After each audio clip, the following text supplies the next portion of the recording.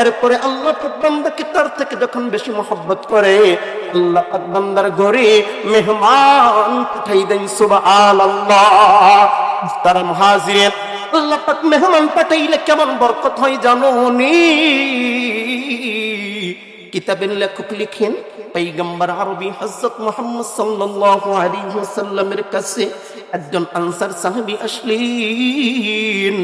Answer সাহাবী আয়েশা পয়গম্বরকে ডাক দিয়ে বলে, পয়গম্বর, এরে পয়গম্বর, আমি আপনাকে কিছু মেহমানদারি করাইতে চাই। তারা হাজিরের কথা কি ভালো লাগতেছে নাকি চলে যাবেন?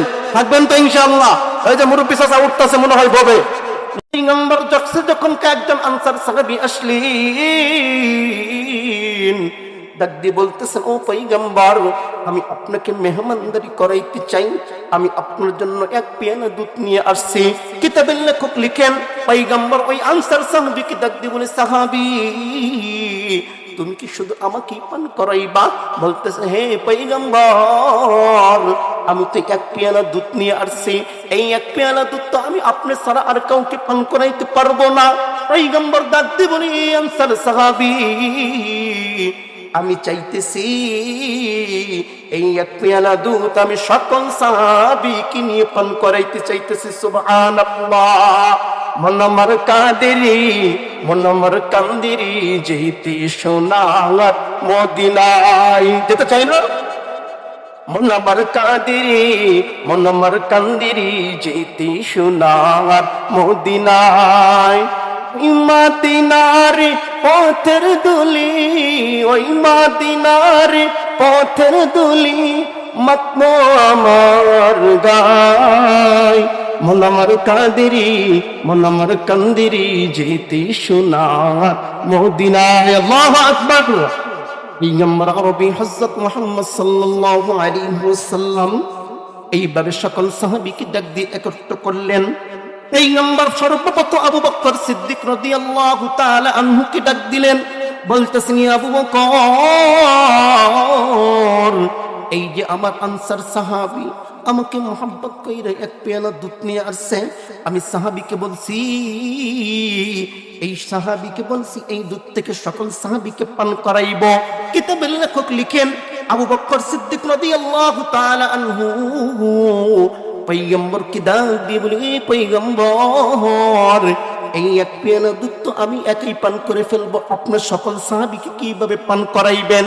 কিতাবের লেখক লিখেন, পয়গম্বর ডাক দিয়ে বলে, আবু বকর, এই দুধ পান করার একটা তরিকা হইল, এই তরিকাটা এমন কোন তরিকা নয়, এই তরিকাটা হইল দুধটা যখন পান করবা দাঁড়াইয়া পান করবা।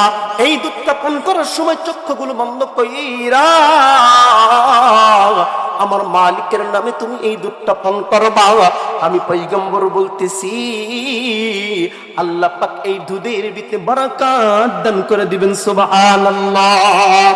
পয়গম্বর যখন এই দুধটা আবু বকর সিদ্দিক রাদিয়াল্লাহু তাআলা আনহুকে পান করতে দিলেন, পয়গম্বর আবু বকর সিদ্দিক রাদিয়াল্লাহু তাআলা আনহুকে যখন বললেন, আবু বকর সিদ্দিক রাদিয়াল্লাহু তাআলা আনহু এই দুধের পেয়ালা যখন মুখে নেয়, চক্ষু বন্ধ করে যখন পান করে, তৃপ্ত সহকারে পান করছে।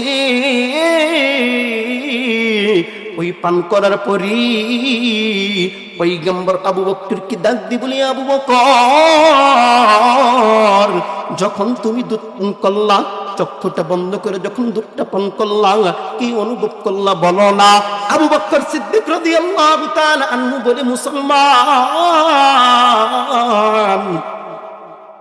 আমি যখন এই দুধটা পান করলাম, চক্ষু বন্ধ করি যখন আমি দুধটা পান করলাম, দুধটা পান করে দেখি আল্লাহ পাক আমার জন্য রহমতের দুধের নহর বানাই দিয়েছেন। সুবহানাল্লাহ। আল্লাহ পাক মহাগ্রন্থ আল কুরআনের পাকের ভিতরে বলেন, মাইয়াসিল্লাহু ওয়া রাসূলুহু ওয়া ইউদখিলহু জান্নাতিন তাজরি মিন তাহতিহাল আনহারু খালিদিনা ফিহা আবাদা। যেই ব্যক্তি আমি আমার আল্লাহর রাসূলকে মানবে, আল্লাহর প্রতি ইস্তেকামত থাকবে, আল্লাহ পাক তার ঠিকানা জান্নাতে বানাই দিবে।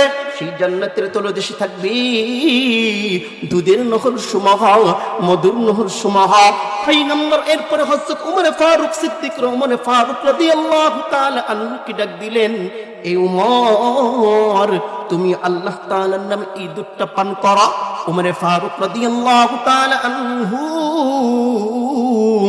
এই দুধটা যখন পান করলেন, পান করার পরে তাকে জিজ্ঞাসা করা হইল, উমর, দুধ পান কইরা তোমার কেমন অনুভূতি হইল? ওমর ফারুক বলতেছেন, ওগো পয়গম্বর, আমি যখন এই দুধটা পান করলাম, দুধটা পান করার সময় আল্লাহ তাআলার নামে যখন এই দুধটা পান করলাম, এক চুমুক যখন খাইলাম এক রকমের স্বাদ পাইলাম। তারপরে যখন